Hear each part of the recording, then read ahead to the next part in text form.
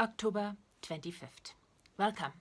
It's time to grab a coffee, well, tea for me, and talk about a realistic utopia of a fair society, as a fair society is our only chance to banish violence and wars from our lives.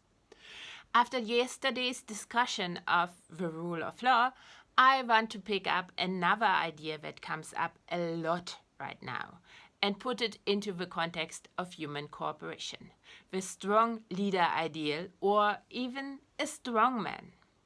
To put the conclusion at the top, the strong leader ideal is antithetical to a fair society.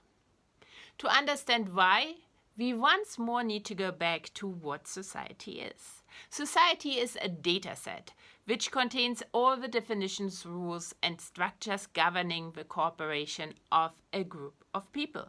While humans are naturally driven to cooperate, cooperation doesn't come naturally to us. We need to align our self-generated and therefore diverse models of the world to create enough common ground, shared reality, to be able to set common objectives. This happens when all members of a group implement said dataset into their world generation processes, replacing data they would have chosen otherwise themselves when generating the best possible model of the world for their individual purposes. Most prominent between these purposes is survival, what can be achieved by any human alone, via the conduct of searches that exploit existing knowledge. Replacing some of the best data with shared data means therefore creating a dependency on the group for something, like survival, the individual could achieve without cooperation, thus putting oneself into a worse situation one could be in alone. Humans are, as I mentioned before, naturally driven to seek out cooperation anyway, because only cooperation done correctly offsets the insurmountable risk highly profitable random searches pose for the individual. What means that a fair society is a society in which all participants create a shared reality by fully implementing a shared replacement dataset into their world generation processes, which then results in every one of them having a sustained increased ability to execute random searches, which are mostly driven by the parts of their model of a world that remain diverse. This result is only achieved if all people constantly have the same say in the maintenance and adjustment of a dataset, and there's constant agreement between all members about what data the dataset contains. The reason is simple. Someone who doesn't agree to the dataset or any change made to it will not implement it. Realities drift apart, therefore, and cooperation becomes impossible. No cooperation, no offset of a high risk of random searches, no satisfaction of a motivation that made all members create a dependency on the group that wouldn't exist if they didn't try to cooperate. So all members will not cooperate. Hence, for a fair society to work, people must have the right to disagree and a right to be convinced that putting some new data into the shared replacement dataset by, for example, adding a new rule or goal or taking all data out will work towards the satisfaction of the shared parts of a motivation to cooperate. In particular, that it will increase their personal ability to execute random searches.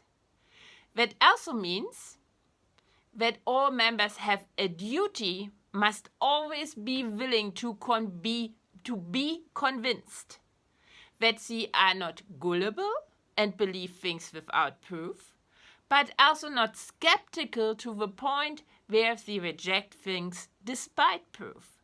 Proof thereby isn't what fits or fits not with the current personal reality.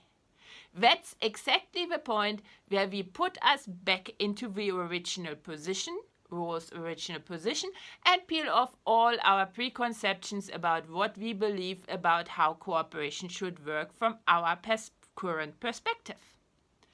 A strong leader, per our definition, is not a person who has the greatest skills convincing others.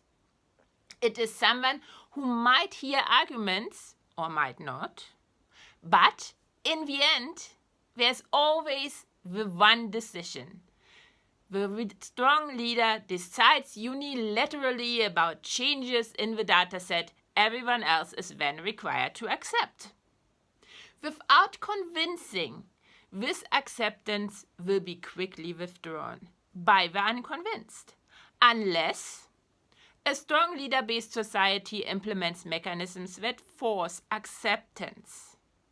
But that means such a society will never be truly free and equal, because it depends on force, coercion, and violence.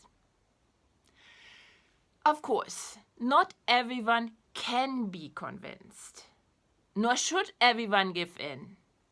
The randomness of our realities, of the way we create our models of the world, is the strength of the human race, is the creativity that comes out, is the high payoff of our existence.